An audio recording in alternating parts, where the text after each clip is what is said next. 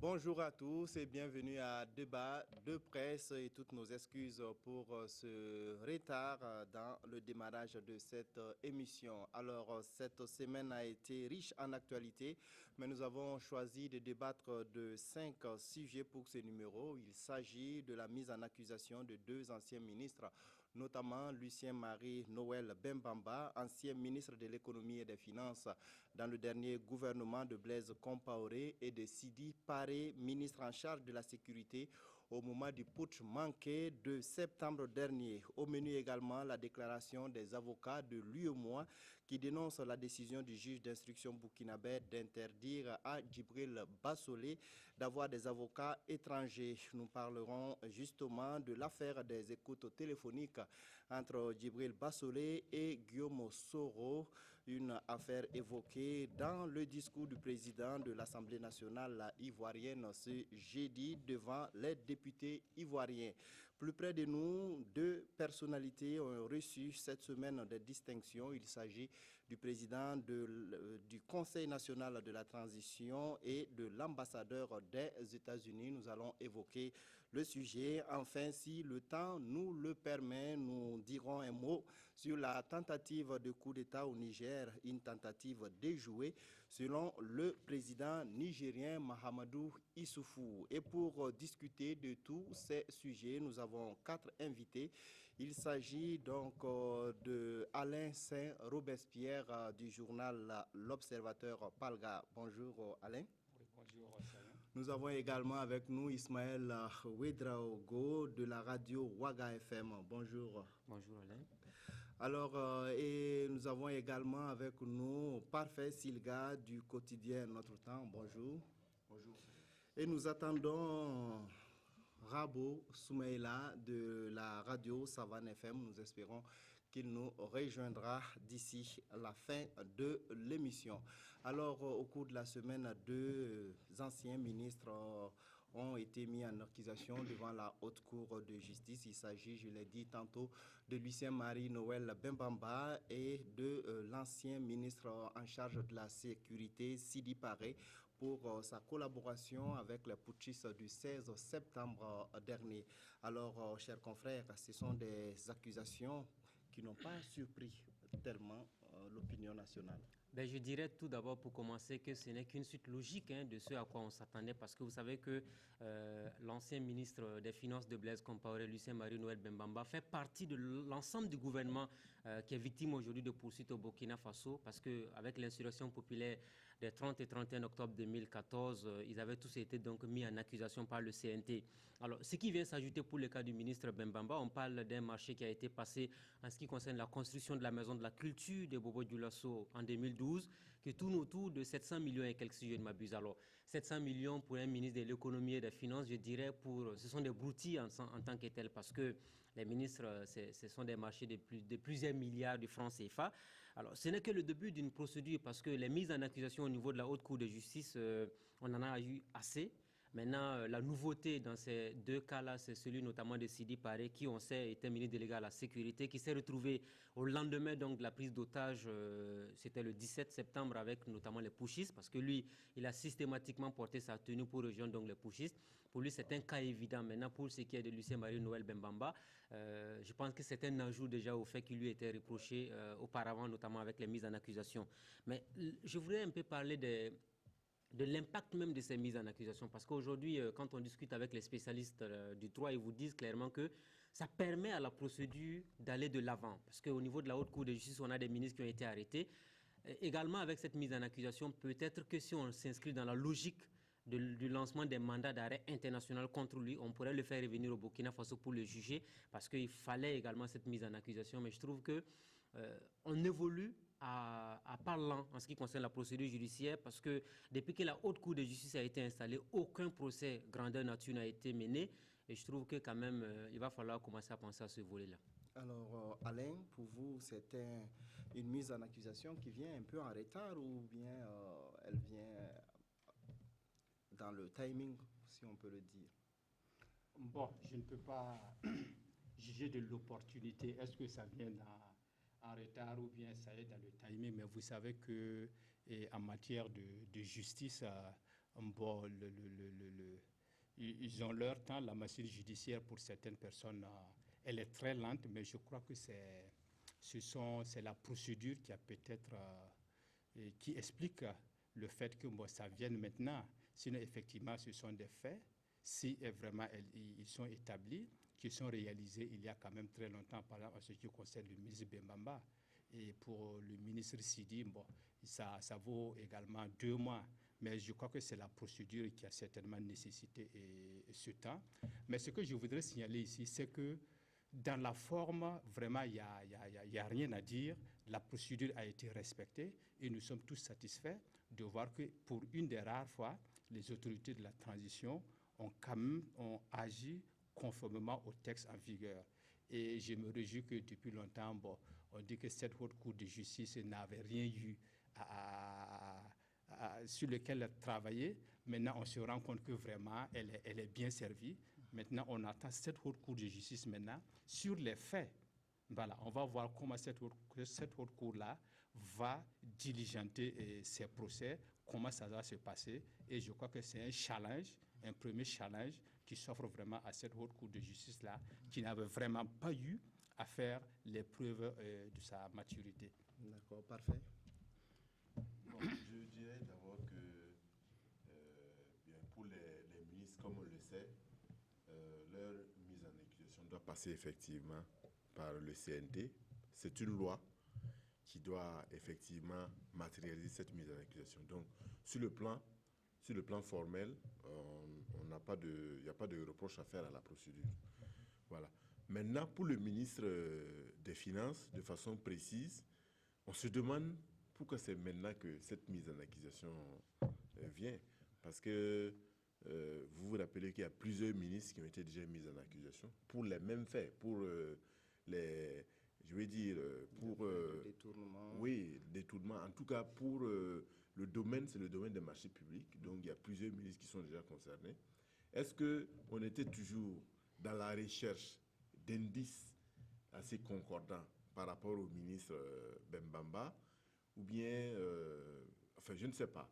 Donc, peut-être que maintenant, on a toutes les preuves qui permettent effectivement de pouvoir mettre en accusation le ministre. Mais je sais que depuis le début de la transition, il y a un certain nombre d'enquêtes qui avaient été faites, diligentées en tout cas dans plusieurs ministères, dont le ministère des Finances. Donc, on peut se demander pourquoi ça vient maintenant. Mais l'essentiel, c'est qu'effectivement, comme on le dit souvent, que les moyens de la défense soient assurés, c'est-à-dire qu'il y ait un procès équitable pour tous ceux qui sont arrêtés et tous ceux qui sont mis en accusation, qui puissent se défendre effectivement comme le prévoit la loi. Donc, je pense que c'est la chose qui est la plus importante. L'autre chose que je voulais souligner, c'est que quand on met en accusation 2 personnalités maintenant, ça veut dire qu'il y a encore un temps d'instruction qui va se dérouler. Mais le plus important, comme l'ont dit mes confrères, c'est que maintenant, on attend effectivement le jugement de toutes ces personnalités, de tous ces dossiers, pour savoir effectivement qu'est-ce qu'on leur reproche, est-ce que ce qu'on leur reproche est effectivement avéré, et quels sont leurs moyens de défense. Ça va permettre au peuple burkinabé effectivement de pouvoir tirer les leçons de cette gestion. D'accord, oui, Ismaël. Ouais, ce que je voudrais ajouter par rapport à ce que Parfait disait tout à l'heure, il y a un fait très important qu'il faut signaler, c'est que les jugements ne vont pas se faire du jour au lendemain, parce que vous savez que le CNT est en fin de mission. À partir du 28, si je ne m'abuse, le gouvernement va démissionner. Les députés du CNT aussi vont démissionner. Ça veut dire qu'il va falloir que la nouvelle Assemblée nationale trouve 6 députés pour aller remplacer ceux qui sont au niveau du CNT pour compléter l'effectif au niveau de la Haute Cour de justice. Alors moi, je voulais revenir sur un point important. Vous savez qu'il y a beaucoup de ministres aujourd'hui, d'anciens ministres qui sont actuellement détenus dans les maisons d'arrêt et de correction. On a vu qu'il y a un ancien ministre du Nord, Arthur Kafando, qui a été libéré. Il n'y a pas eu de communication véritable autour de cette libération.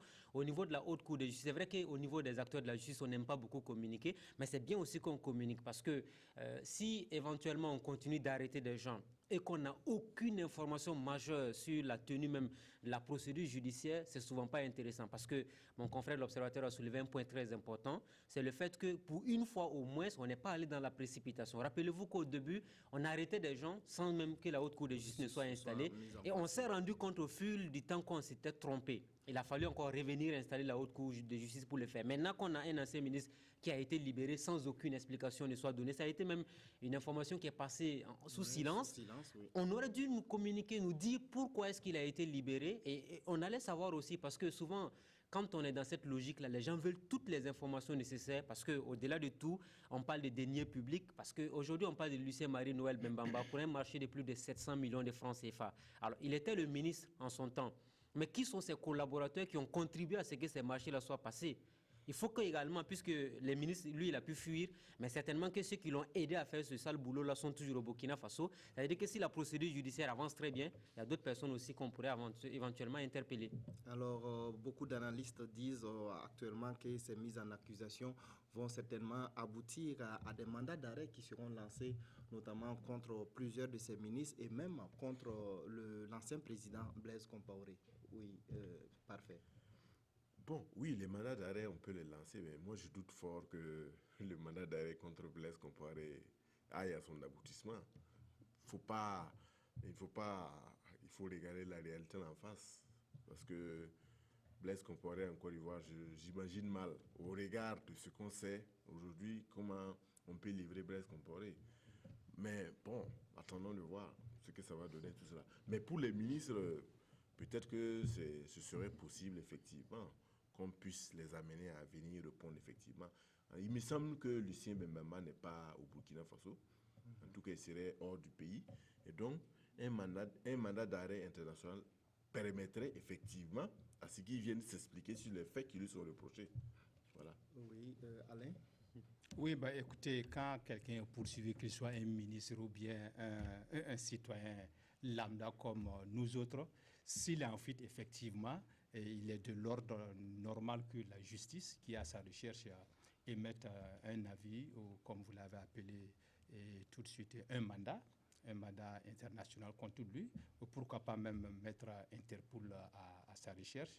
Donc, au niveau de Lucien Marie-Noël Bembamba, bon, ça peut ne pas poser de problème en tant que tel, mais pour ce qui concerne Blaise Compaoré, comme il l'a dit, il y a beaucoup de paramètres qui vont rentrer en ligne de compte ici. Surtout qu'on sait qu'il est réfugié dans un pays à côté et avec lesquels les relations avec notre pays ne sont pas du tout au top. Est-ce qu'en émettant ce mandat international-là, ça ne va pas contribuer à empoisonner les relations déjà mal au point entre le Burkina Faso et la Côte d'Ivoire? C'est vrai que la justice, elle est indépendante de l'exécutif, mais concernant des sujets sensibles comme ça, ce n'est pas possible que les autorités, les plus hautes autorités ne s'en mêlent pour préserver ce qu'il y a à préserver. Donc, pour ce qui concerne le mandat international contre Blaise Compaoré, bon, on attend de voir la mise en application. Je voudrais quand même réagir sur le cas Blaise Compaoré. Vous dites aujourd'hui que les relations entre le Burkina Faso et la Côte d'Ivoire ne sont pas au beau fixe, mais est-ce qu'un mandat d'arrêt contre Blaise Compaoré pourrait éventuellement poser problème? Moi, je sais qu'aujourd'hui, Blaise Compaoré est un ancien président du Burkina Faso. Il a géré le Burkina Faso pendant plus de 27 ans. Et s'il a des comptes à rendre à son peuple, il peut revenir devant la justice de son pays pour rendre compte. Vous parlez aujourd'hui du cas ivoirien. Laurent Gbagbo, qui était président en Côte d'Ivoire, les autorités ivoiriennes ne se sont pas gênées un seul instant pour l'envoyer à la haie aux Pays-Bas. Donc, pas réfugié, par exemple.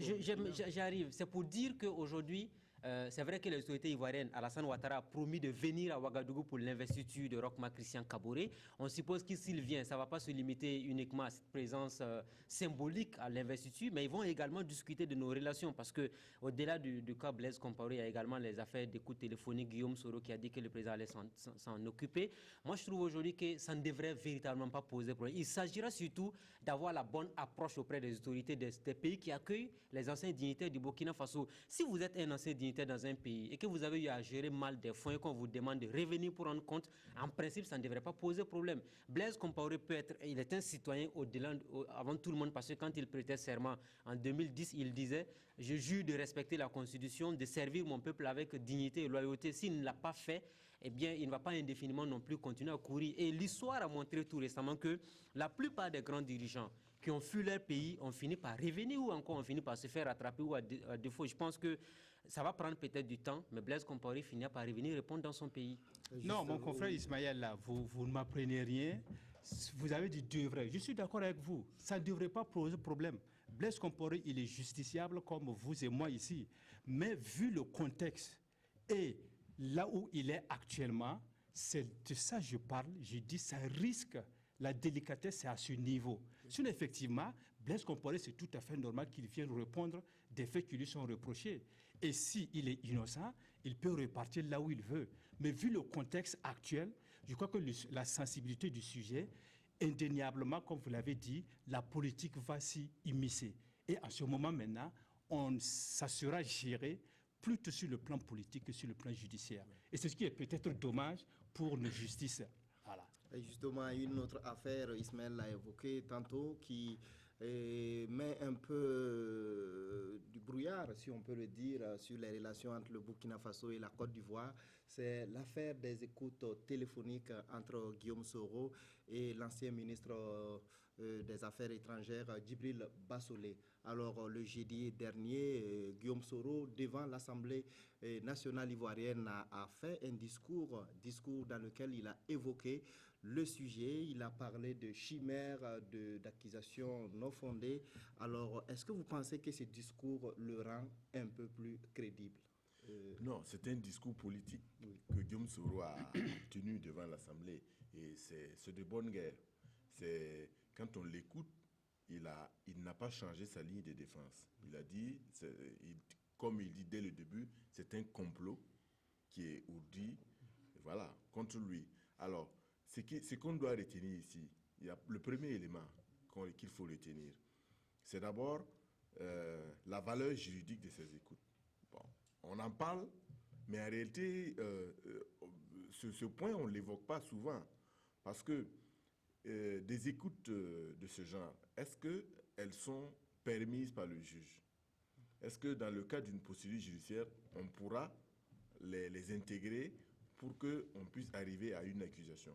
Moi, je ne suis pas convaincu de cela. Mais j'ai dit une chose, même si ces écoutes n'ont pas de valeur juridique, il reste qu'elles sont tombées dans le domaine public et que si, par extraordinaire, il y avait une procédure judiciaire, le juge, quand même, en tiendrait compte, même si ce n'est pas des pièces qu'il peut toujours utiliser dans le dossier. Maintenant, je pense, la deuxième chose que je voulais évoquer ici, c'est que je pense que ce dossier, véritablement, sera maintenant traité entre les deux présidents. Mais est-ce que vous, justement, vous trouvez que c'est normal que ce soit le politique qui gère ce dossier, alors que c'est un dossier de justice? Oui. Jusqu'à présent, il n'y a pas un dossier de justice en ce qui concerne ces écoutes. En tout cas, entre Bassolé et Soro, il n'y a pas une accusation, il n'y a pas une plainte qui a été déposée par rapport à ces écoutes. Maintenant, on peut estimer que Guillaume Soro, en apportant son soutien à Bassolé, qui est impliqué dans le dossier du coup d'État, peut-être on peut penser qu'il peut avoir une plainte contre lui. Mais vous savez, arriver à ce niveau de l'État-là, ça devient des questions politiques. Il ne faut pas se leurrer. Cette question, elle ne va plus être traitée au niveau d'un dossier judiciaire, mais elle va être traitée entre le président Ado et le président Roch-Marc Christian Kaboré. Ça, il faut être sûr de ça. Ce sont ces deux présidents qui vont trouver le moyen d'arranger la situation. Oui, Alain?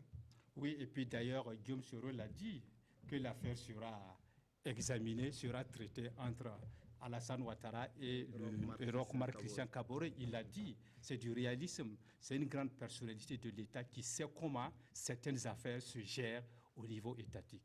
Maintenant, pour revenir à l'affaire des écoutes téléphoniques, c'est vrai, ça a inondé, ça fait le buzz des réseaux sociaux depuis un certain temps. Beaucoup de gens l'ont écouté. Mais je crois qu'il faut que nous, les journalistes, et presque tout le monde, aient ce recul nécessaire-là. Jusque-là, ce ne sont que des écoutes. Et comme il a dit, ce ne sont que des écoutes administratives qui n'ont rien à voir avec des écoutes judiciaires où un juge peut autoriser l'autorité à mettre quelqu'un sous écoute. En ce moment, c'est des écoutes judiciaires qui peuvent être directement reversées dans le dossier. Mais ici, c'est des écoutes administratives qui sont tombées par hasard, entre guillemets, entre les mains. Maintenant, il reste d'abord à l'authentifier. Et jusqu'à présent, l'autorité judiciaire en charge du dossier n'a pas dit si les écoutes téléphoniques sont authentiques ou pas. Et je profite de regretter la sortie, excusez-moi, hasardeuse du Premier ministre qui, à travers une radio, a dit que les écoutes étaient authentiques. Je crois qu'ici, c'est une immixtion grave dans le dossier judiciaire. La séparation du pouvoir voudrait que le Premier ministre, même s'il est au courant de l'évolution du dossier, qu'il se taise. Il n'est pas la personne habilitée à dire que les écoutes sont authentiques. Oui. C'est comme s'il orientait déjà le dossier. Et là, c'est vraiment déplorable de sa part. On revient encore sur les premiers tâtonnements qu'on a eu à constater au début de la transition, mais on croyait que avec le temps, les autorités ont eu à prendre un peu d'expérience. Mais ici, vraiment, ça a été une immixtion gravissime. Voilà. Donc, il faut vraiment faire attention à ce dossier-là qui est vraiment très sensible. Oui, le ministre en charge de la sécurité actuelle, lors d'un face à la presse, avait dit que l'écoute n'était pas encore authentifiée. Je pense que oui. Ismaël, c'est vrai c'est vrai qu'il y a une contradiction terrible au sommet de l'État, parce que quand le ministre de la Sécurité sort pour dire que ce n'est pas encore authentifié par ses services, et que le Premier ministre après vient dire que c'est authentifié, on a appelé à se poser des questions. Maintenant, la sortie même du Premier ministre pose débat, parce qu'il a quel intérêt aujourd'hui à sortir pour dire que c'est authentique? Parce que si vous êtes un Premier ministre chef du gouvernement, on a toujours parlé de la séparation des pouvoirs. C'est vrai que c'est une réalité, le gouvernement de la transition est en fin de mission. On espère que le prochain Premier ministre qui va venir avec le prochain ministre de la Justice, ils vont éviter justement ces sorties de cette nature qui ne contribuent en rien en une bonne procédure judiciaire au Burkina Faso. Mais l'autre élément majeur en ce qui concerne notamment ce dossier des écoutes téléphoniques, moi, une fois quand j'ai réécouté les bancs, je me suis demandé, mais qui a intérêt à ce que ces dossiers-là se retrouvent sur la place publique? Parce que ce sont des preuves, normalement, si ce sont des bonnes preuves, qui doivent être diffusées le jour du procès des principaux intéressés. Parce que si on disait qu'il y a telle ou telle personne qui a été complice de telle personne dans le putsch ou encore dans les ramifications du putsch, on veut faire toute la lumière. Quand on cite nommément quelqu'un et que l'accusé veut se défendre ou nier les faits, on peut ressortir des preuves palpables pour lui dire voici ce pourquoi on dit que telle personne est impliquée dans le putsch. Mais déjà que la procédure n'a même pas encore commencé, qu'un peu partout ça a inondé le marché où tout le monde dit ce qu'il pense, je ne sais pas comment la justice burkinabé va se ressaisir dans ce dossier-là, parce que c'est comme si c'était véritablement une orientation. Mais moi, là où je suis un peu confiant, c'est le fait que on aurait pu remettre en cause la qualité des échos téléphoniques et tout, mais la sortie de Guillaume Soro aussi remet en cause un peu toute sa crédibilité, voilà, son impartialité dans ce dossier, parce que moi je m'attendais à ce que Guillaume Soro d'abord reconnaisse les faits. Il ne les a pas reconnus, il a parlé d'accusations infondées, tout ce qu'on veut. Et puis après, un peu plus loin, il dit oui, lui, il a un attachement avec le peuple burkinabé qu'il a accueilli pendant son exil et tout ce qu'on veut.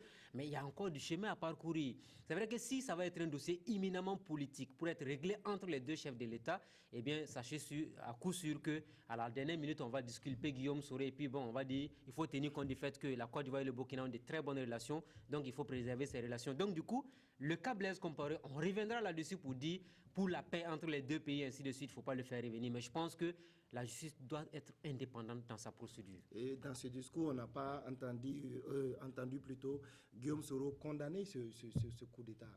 Oui, Sylvia. Non, ça fait... Guillaume Soro a une ligne de défense qui peut en tout cas poser problème au Burkinabé.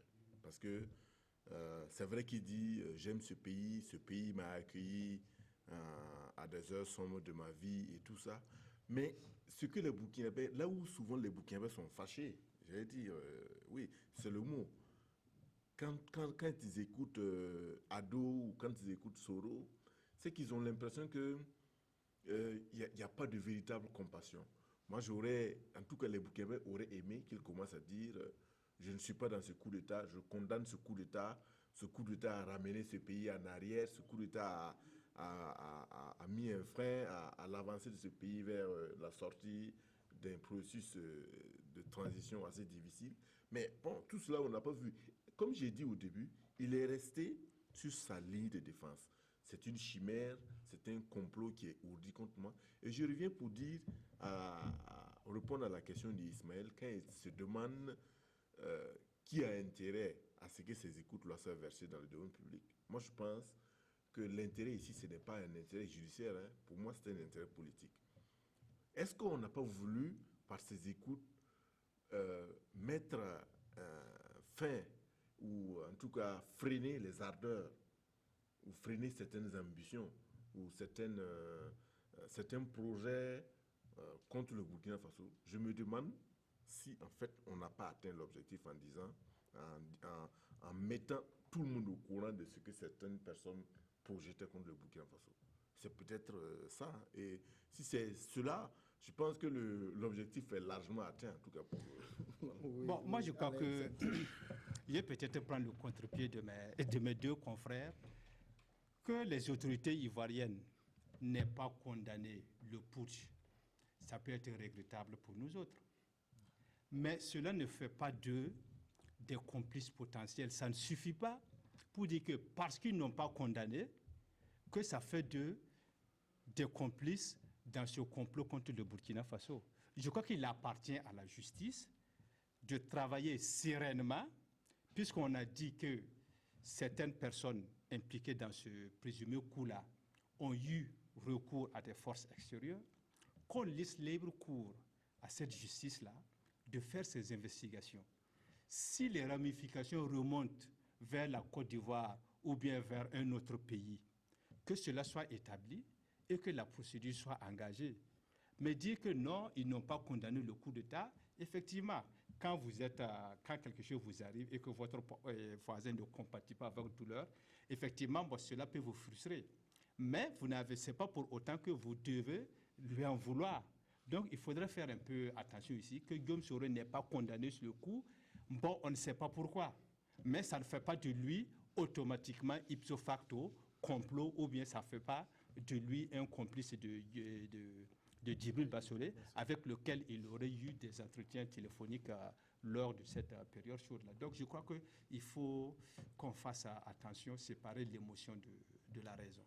Oui, mais ce qui est intéressant dans ce que Alain Robespierre vient de dire tout à l'heure, c'est vrai, Guillaume Soro, le premier acte majeur qu'il aurait pu faire, c'est de condamner le coup d'État. C'est un acte tout à fait naturel, il ne l'a pas fait. On pourrait indéfiniment en débattre sans qu'on ne s'entende là-dessus. Toujours est-il que le plus important dans ce cas de figure-là aurait été aussi que Guillaume Soro, qui est président de l'Assemblée nationale de la Côte d'Ivoire, c'est vrai qu'il occupe une place importante. Mais aujourd'hui, quand on voit sa sortie, moi je ne retiens rien d'essentiel à part le fait qu'il a salué le peuple burkinabé qui a pu faire les élections dans de très bonnes conditions sans qu'il y ait effusion de sang. À part ce mot qu'il a prononcé pour dire qu'il reconnaissait la valeur du peuple burkinabé, quoi d'autre? Et j'ai dit aujourd'hui que la réalité des faits est que on a le dossier Blaise Compaoré, on en parlait tout à l'heure. Ça devient un dossier délicat à gérer. Si Guillaume Soro vient s'ajouter, ça fait 2 cas. Vous pensez que c'est avec ces 2 cas-là, les relations entre le Burkina Faso et la Côte d'Ivoire, c'est demain la veille que ça va s'apaiser? Ça va être assez compliqué. Pas du tout, c'est ce qu'on a dit tout de suite. Oui, donc je vais dire, aujourd'hui, il faut reconnaître 2 faits majeurs. D'abord, le cas Blaise Compaoré. Si Blaise Compaoré était un invité encombrant pour les autorités ivoiriennes, qu'il trouve les moyens nécessaires de le faire amener dans son pays, vous allez voir l'impact de ce retour-là sur la bonne tenue des relations entre les deux pays. Premier élément. Deuxième élément, c'est vrai qu'on ne peut absolument rien parce que Guillaume Soro étant président de l'Assemblée nationale de la Côte d'Ivoire, quel que soit ce qu'on voudra, il faut qu'on respecte aussi son immunité parce qu'on a vu qu'en France, il a eu des problèmes. Mais vite, les gens sont revenus à la raison. Vous avez affaire à un haut responsable de l'État ivoirien. Au-delà de tout, ce sont des questions politiques. Mais Guillaume Soro aurait été un citoyen ordinaire ivoirien. Peut-être qu'on n'en serait pas là. Et vous voyez que le putsch, là, on va jusqu'en Côte d'Ivoire, mais il y a d'autres pays limitrophes du Burkina Faso qui n'ont pas été cités. On est en train d'avancer d'autres arguments qu'on ne va pas mettre sur le plateau ici. Mais je dis aujourd'hui que tant que Blaise Compaoré serait en Côte d'Ivoire, même si Roch Marc Christian Kaboré prend le pouvoir et que les relations sont bonnes à un moment donné, ne soyez pas surpris qu'on revienne encore avec ce dossier comparé qui va être toujours un boulet au pied des bonnes relations entre la Côte d'Ivoire et le Burkina. C'est ce qu'on a dit tout de suite. L'opposition ivoirienne s'en est saisie. Hein. Il y a beaucoup de personnalités de l'opposition qui ont demandé la démission même de Guillaume Soro suite à ces deux affaires dont on vient de parler. Et j'ai aimé la réplique de Guillaume Soro qui a dit que je suis un homme de mission et non un homme de démission. J'ai bien aimé. Pour dire, c'est tout à fait normal aussi que l'opposition s'en saisisse. Parce que, je dis, ce dossier-là, c'est une aubaine pour eux. C'est comme du pain béni dans leur mission aussi. Parce que quand vous regardez, en tout cas, depuis un certain nombre de mois, l'opposition est véritablement en perte de vitesse en Côte d'Ivoire. Et donc, ce dossier-là, véritablement, sonne comme quelque chose qui peut effectivement leur permettre de revenir en force sur la scène. Surtout que tout le monde connaît le passé de Guillaume Soro. Et quelque part, quand on parle de condamnation du coup d'État, je me demande si Guillaume Soro pouvait effectivement condamner ce coup d'État. Parce que... oui, c'est un putschiste. Ça c'est bien ce qu'il fait. C'est très bien ce qu'il vient de dire tout à l'heure.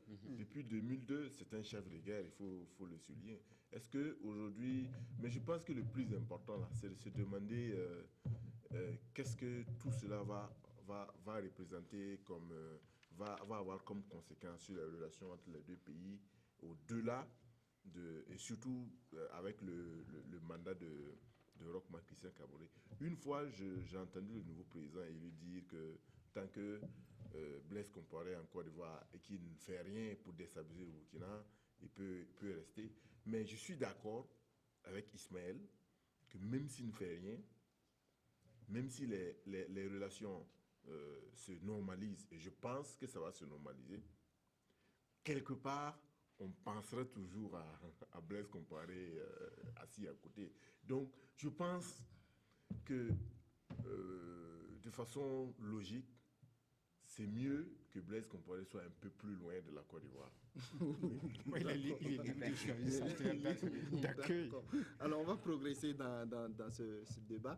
Alors, on a parlé beaucoup de justice, justement. Djibril Bassolé, qui est incarcéré actuellement pour son implication dans le putsch du 16 septembre dernier. Alors, il y a l'UEMOA, les avocats, le barreau de l'UEMOA, donc, qui a fait une déclaration tout dernièrement pour exposer, c'est-à-dire son refus ou bien son indignation face à la décision du juge d'instruction burkinabé d'interdire donc à Djibril Bassolé d'avoir des avocats de l'espace UEMOA et de la France pour sa défense. Alors, qu'est-ce que vous pensez donc de cette déclaration et de la décision donc du juge d'instruction d'interdire aux avocats étrangers donc de défendre Djibril Bassolé? Ismaël.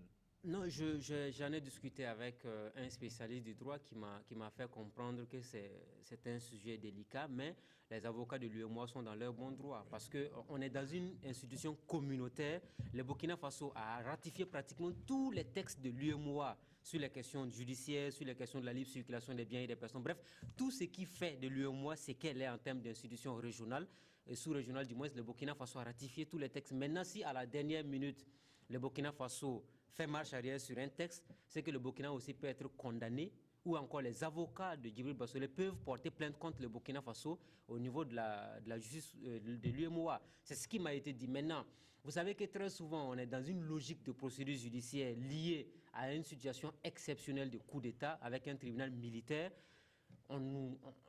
La délicatesse, c'est qu'au Burkina Faso, très souvent, on tombe toujours dans ce jeu de ping-pong où on se dit est-ce que les lois supranationales et puis les textes et tout. Mais si on adopte des textes, il faut que le pays aussi respecte les textes parce que faire appel à des avocats étrangers pour défendre un dossier, notamment qui plus est des avocats de la sous-région UEMOA, bon, si ça ne devrait pas poser problème, pour que le Burkina ne soit pas vu d'un mauvais œil au niveau régional, ce serait bien aussi qu'on respecte les textes auxquels on souscrit généralement quand on a des ratifications à faire. Oui, mais selon le juge d'instruction, la présence donc de ces avocats violerait l'article 31 du Code de justice militaire du Burkina Faso. Bon, ici, moi, ma crainte, c'est de voir une fois de plus nos autorités se faire souffler dans les bronches, comme ce qui s'est passé avec le code électoral. Il y a eu tellement de débats, les spécialistes se sont sortis, on a défendu l'opportunité de cette loi, mais lorsque c'est allé à la cour de la CEDEAO, ça a été purement et simplement retoqué, même si il y a eu quelques nuances. Je crains qu'ici, encore une fois de plus, la justice burkinabé ne se fasse recadrer et ce n'est pas bon pour l'image du pays. Je suis d'autant surpris de la décision d'irrecevabilité dans la mesure où les avocats de M. Djibril Bassolé, ils avaient été autorisés effectivement à élire domicile, comme on le dit ici. Ils ont eu accès au dossier, ils ont eu accès à leurs clients et à la dernière minute, il y a eu ce rétropédalage. On ne comprend pas. Soit c'est le juge d'instruction qui ne connaissait pas les textes, par exemple l'article 31 qu'il a invoqué pour prendre sa décision, ou bien il a subi des pressions, on ne sait pas. Toujours est-il que, comme l'a dit mon confrère Ismaël, le dossier est très délicat. Mais je ne suis pas un spécialiste. Ce qui est sur le 22, la Chambre de contrôle de la justice militaire va trancher de la question. Voilà. Maintenant, ce qui est sûr, on sait que par principe, les lois supranationales priment sur les lois nationales. La justice militaire, elle a beau être un tribunal d'exception et spécial, elle ne se soustrait pas aux textes communautaires auxquels le Burkina Faso a ratifié. Donc, je crains encore fort qu'une fois de plus, le Burkina ne soit indexé comme vraiment le vilain petit canard de la sous-région. Oui, selon certains analystes, il faut d'abord que le CNT, en tout cas le Parlement burkinabé, abroge cette loi, l'article 31 donc, du Code de justice militaire, avant que donc, on ne puisse prendre en compte la nouvelle loi de l'UEMOA, donc, qui est rentrée en vigueur le 1er en janvier donc, 2015, pour pouvoir laisser ces avocats venir défendre Djibril Bassolé. Non, je constate que dans ce dossier-là, le Burkina risque fort bien encore de porter le bonnet d'âne. Parce qu'en réalité, vous savez, la justice militaire dans tous les pays, hein, c'est assez compliqué pour les avocats étrangers. Ça, on le sait. Il se trouve que depuis 2015, en tout cas, il y a une réglementation qui est assez précise sur la question. Voilà. Donc, ça sera un précédent dangereux pour la sous-région. Ça, il faut le dire. Et je ne vois pas comment, véritablement, le Burkina va se tirer d'affaire, en tout cas en ce qui concerne les avocats étrangers. Mais je pense que il y a dans d'autres pays, que ce soit en Afrique, que ce soit ailleurs dans le monde, là, la justice militaire a toujours montré un visage assez... Et parce que ça se comprend. Parce que tout ce qui concerne les questions militaires, c'est les questions de défense, c'est les questions de sécurité, c'est les questions de... Voilà. Donc, ça rend les choses un peu plus compliquées. Mais le problème, nous sommes dans un espace qui a ses règles. Et comme les lois supranationales, on le sait, on prime sur les lois nationales, le Burkina, quelque part, se met dans une position un peu difficile. Ça, il faut le dire. Maintenant, comment ça va se résoudre? Bon, on attendait de voir comment la justice militaire va trouver la part. Mais je sais que ça risque d'être assez compliqué, quoi. D'accord. Et puis, si tu permets juste une minute, le problème que cela peut poser encore avec la décision, c'est avec ceux qui sont poursuivis dans le cadre du putsch et qui sont à l'étranger, et contre lesquels des mandats internationaux ont été émis. Vous savez qu'un pays, pour qu'il accepte de livrer quelqu'un, il doit s'assurer que sa défense sera assurée. Et si déjà ça commence comme ça, on commence à récuser des avocats pour un présumé coupable, vous imaginez ce que les autres pays pourront prétexter pour ne pas le livrer. Donc vous voyez que déjà même le problème que ça pose. Oui, avec le principe de réciprocité également, les autres pays de l'UEMOA peuvent refuser aux avocats burkinabés de venir oui, donc, exactement. dans leur pays. Il y a réalité, on ne complication. gagne absolument. Oui, Le Burkina Faso, dans ce contexte-là, ne gagne absolument rien du tout dans ce cas de figure-là. C'est pas parce que, bon, c'est vrai qu'on n'est pas des spécialistes des questions judiciaires, mais ce n'est pas parce que forcément on fait venir des avocats étrangers pour défendre un client que ça va lui permettre blanchir. de, voilà, ça va le blanchir systématiquement. Et c'est vraiment très important parce que même nos avocats aussi, ils pourront éventuellement être appelés à rendre service à d'autres personnes dans la sous-région. Supposons qu'on se retrouve dans cette dynamique-là, ça va être assez difficile pour les avocats burkinabés. D'accord. On va évoluer dans le débat.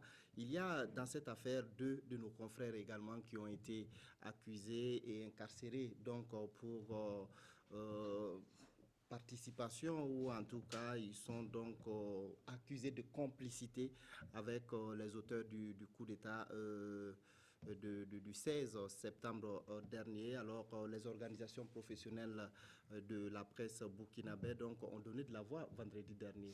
Alors, un mot sur ce dossier. Je dirais dossier difficile à commenter, surtout quand il s'agit des confrères, mais toujours est-il que la première fois qu'on a eu l'information et qu'on en a parlé, par exemple sur le cas de la radio, c'est qu'il y a des personnes qui sont bien introduites dans ces investigations judiciaires qui nous ont fait comprendre que les deux journalistes, les raisons pour lesquelles ils sont poursuivis aujourd'hui, ça n'a absolument rien à voir avec leur métier de journaliste. Moi, l'information que j'ai eue, c'est surtout ça. Nos deux confrères, on a eu après les organisations professionnelles des médias qui ont donné les motifs pour lesquels ils ont été arrêtés. Donc, du coup, on espère que la procédure judiciaire va aller à son terme et que justice sera rendue à toutes les personnes ou encore que tout le monde aura droit à des procès équitables. Mais c'est fort regrettable tout de même que les journalistes se retrouvent dans cette mauvaise passe parce que généralement, ce que j'ai pu constater dans la foulée de cette affaire-là, c'est que quand un journaliste est poursuivi, ça devient à la limite un trophée de guerre pour beaucoup de personnes et c'est fort regrettable. Oui, Alain. Oui, bon, Ismaël a dit que c'est un peu gênant pour un confrère de parler de ce dossier-là. Et moi, je le suis davantage, d'autant plus que bon, c'est mon collègue direct. Mais ce que je sais, que, bon, comme il l'a dit, ce n'est pas dans le cadre de sa profession qu'il est poursuivi. Donc, bon, on laisse la justice faire son travail et on espère que bon, tous les moyens de sa défense seront assurés, parce qu'on constate déjà qu'il y a des petits problèmes, que ça sera assuré et que bon, ils auront tous, comme les autres prévenus, voilà, à un tribunal équitable et que bon, on saura la vérité tôt ou tard. Je suis vraiment gêné de commenter ça. Oui. Et je ne dirais pas que je prendrais le contre-pied de mes confrères, mais aujourd'hui, ceux qui disent que leur inculpation n'est pas liée à leur travail de journaliste ne peuvent pas nous donner la preuve de cela. Parce qu'en réalité, aujourd'hui, on est encore au début de toute cette affaire. Ça, il faut le dire. Parce que là, on commence une instruction.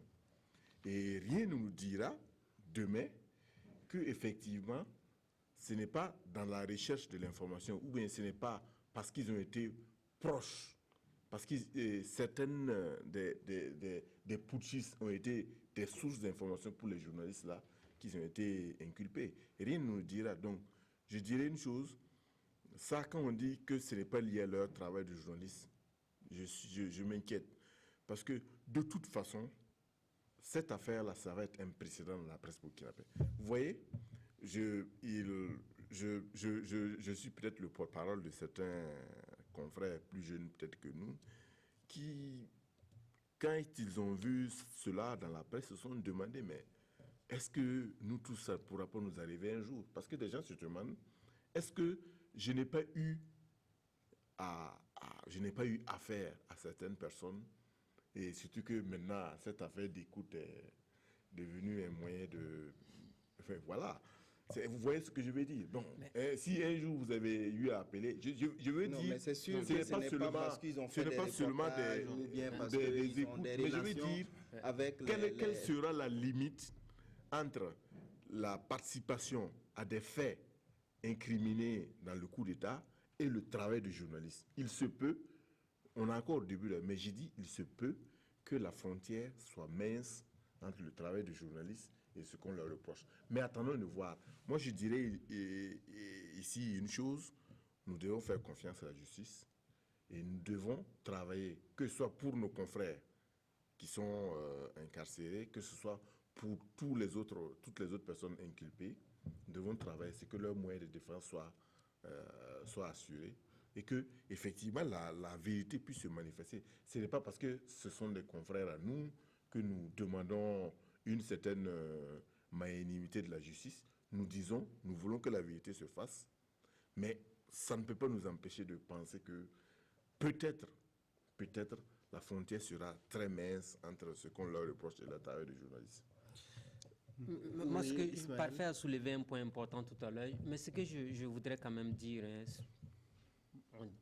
aujourd'hui, on ne se base que sur des informations qui nous sont données. Ce n'est qu'une procédure judiciaire. Et moi, ce que j'ai eu comme information, c'est que ça n'a absolument rien à voir avec les métiers de journaliste, jusqu'à ce qu'on me dise le contraire avec la procédure judiciaire. On peut rapidement Voilà. citer Voilà. ce qui leur est reproché. Il y a complicité d'atteinte à la sûreté de l'État, complicité de destruction aggravée de biens, complicité de meurtre, complicité de coups et blessures, association de malfaiteurs. On voit que là, c'est clair, il n'y a pas de lien entre le travail de journalistes et ce qui leur est reproché. Donc, on va évoluer dans le débat. Alors, la semaine a été marquée par des décorations. Après le 10 décembre, au palais de Kosiam, les ministères sont en train de décorer les personnes qui se sont montrés travailleurs, on peut le dire ainsi. Au cours de la semaine, il y a l'ambassadeur donc des États-Unis, Tulinabo Mushengi, qui a été décoré. Il a été fait officier de l'ordre national. Et hier, le président du CNT, Chérif Sy, donc, a été élevé à la dignité de Grand Croix de l'ordre national. Alors, ces deux personnalités sont très bien connus sur la scène politique pour ce qu'ils ont fait donc, pendant les périodes chaudes de la transition. Alors, qu'est-ce que vous pensez tout simplement de cette décoration, Alain? Oui, bon, je constate qu'effectivement, bon, il y a eu en tout cas toute une flopée de décorations, même si pour certaines personnalités, bon, il y a matière à redire. Ce que moi, je vais surtout souligner ici, c'est concernant M. Chérif Sy. Il faut reconnaître, vu le rôle qu'il a joué durant la résistance contre le putsch, M. Chérif mérite amplement cette distinction au niveau de la dignité de Grand Croix. Peut-être même mieux que certaines personnes dont je ne citerai pas les noms ici. Et je crois que vraiment c'est une juste récompense. Il aurait été militaire, qu'il aurait mérité être élevé au grade de général. Et là, ça n'aurait pas posé problème. Même si c'était général d'armée ou bien même de corps d'armée. Là, vraiment, je tire mon chapeau à M. Chérif. C'est vraiment mérité. Et également pour M. Tulinabo, alias Sitpa Walemde, c'est un nom botanique qui en dit long sur ce qu'il a fait, parce qu'effectivement, on a vu durant même, avant l'insurrection, il n'a pas hésité à prendre des positions qui parfois même transgressaient avec son statut de diplomate, souvent confiné à l'obligation de réserve. Mais parfois, il a eu à empiéter ça avec tout ce qu'il y a comme risque. Et quoi qu'on dise, lui aussi, il a participé, en tout cas à l'éveil des consciences, à orienter un certain nombre de choses. Lui également, je tire mon chapeau, je crois que c'est bien mérité.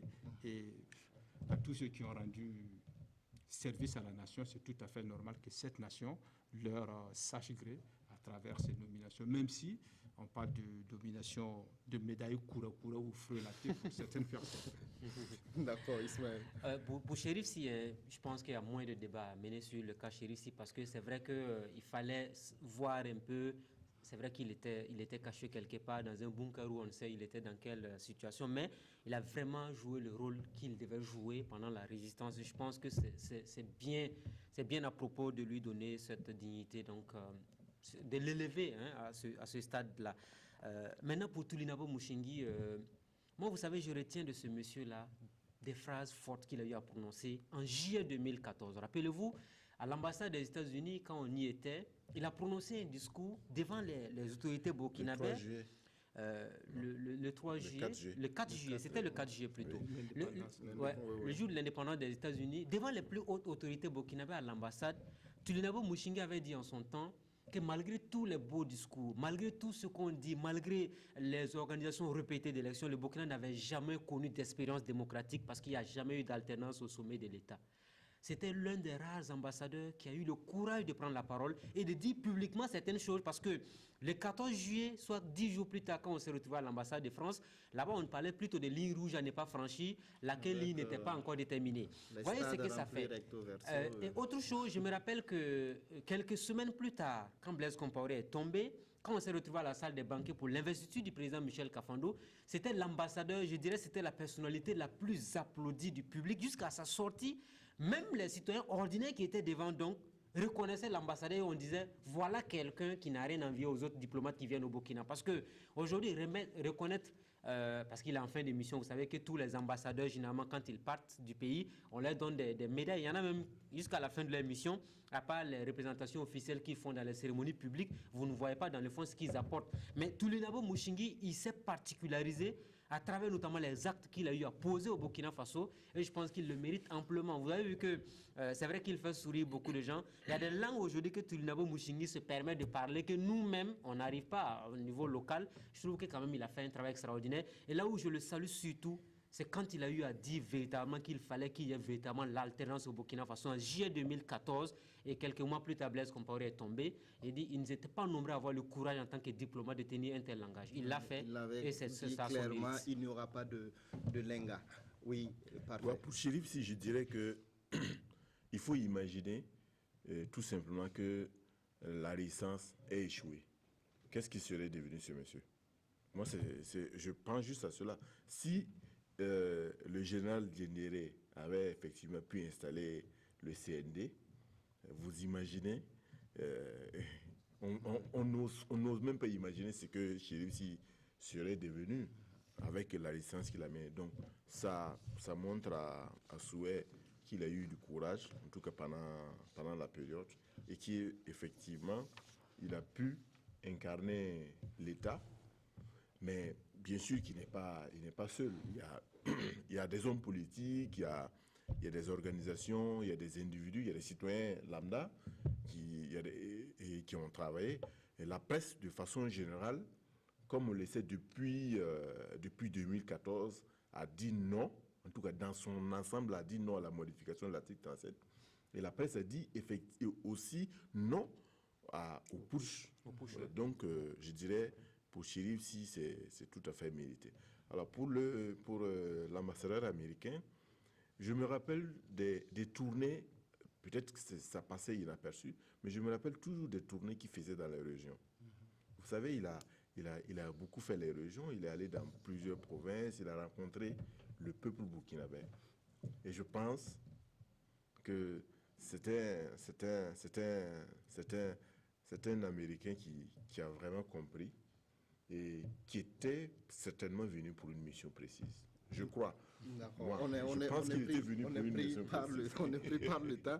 On ne pourra pas rentrer dans tous ces détails. Il nous reste au moins quelques 10 minutes. On va parler du cas du Niger. Le président nigérien Mahamadou Issoufou a annoncé jeudi soir donc, que son pays avait été victime d'un coup d'État déjoué.